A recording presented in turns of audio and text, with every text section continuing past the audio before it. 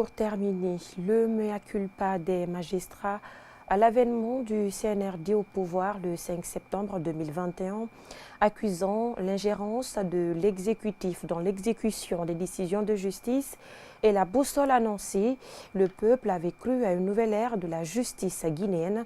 C'est l'intitulé de notre billet du jour signé par notre chroniqueur Bamumodo Alpha.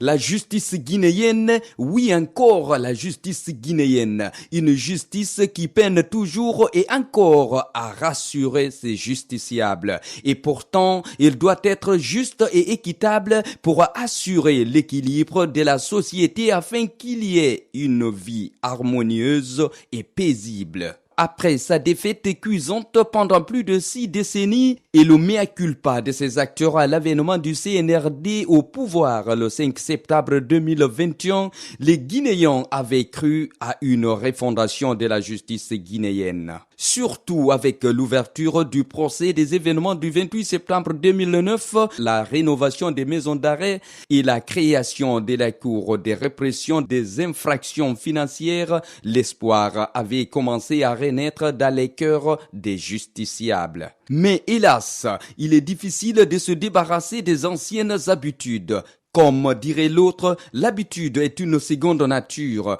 Les mêmes faits produisent toujours les mêmes effets. Malgré la refondation et la boussole annoncée, le peuple de Guinée reste toujours à l'attente de voir cela se réaliser. Peut-on donc alors affirmer sans risque de se tromper que c'est le retour du démon ? En tout cas, l'espoir suscité par le CNRD dans ce domaine a tendance à disparaître petit à petit. Rappelez-vous qui n'a pas salué la création de la CRIEF, mais après plus d'1 an d'exercice, il ressort qu'elle n'a plus de griefs.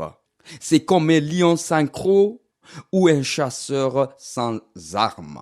L'opinion pense que ces actions ressemblent à un simple règlement des comptes et à un acharnement contre toute personne censée déranger le sommeil de quelqu'un qui a des ambitions cachées et non déclarées. Selon l'avis de moult observateurs, cette CRIEF qui n'a plus de griefs tente d'empêcher toute personne politique censée être des potentiels candidats à la prochaine présidentielle. Pourtant, quelle que soit la durée d'une transition, elle finira un jour par l'organisation d'une élection. Quel est d'ailleurs le vrai bilan de ce département de la justice ?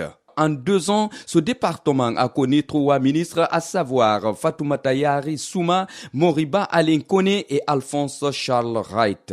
Cela ne prouve-t-il pas le malaise au sein de ce département ? Les crises répétitives entre la chancellerie et le barreau, puis l'association des magistrats de Guinée. Les membres de cette structure dénoncent d'ailleurs l'ingérence du garde des Sceaux et d'autres manquements pour le bon fonctionnement de l'appareil judiciaire du pays. L'AMG projette un sit-in les 11 et 12 septembre prochains. Il y a un adage qui dit « N'oubliez jamais que ce qui doit passer en premier dans la vie, c'est le souci de donner à chacun la justice ».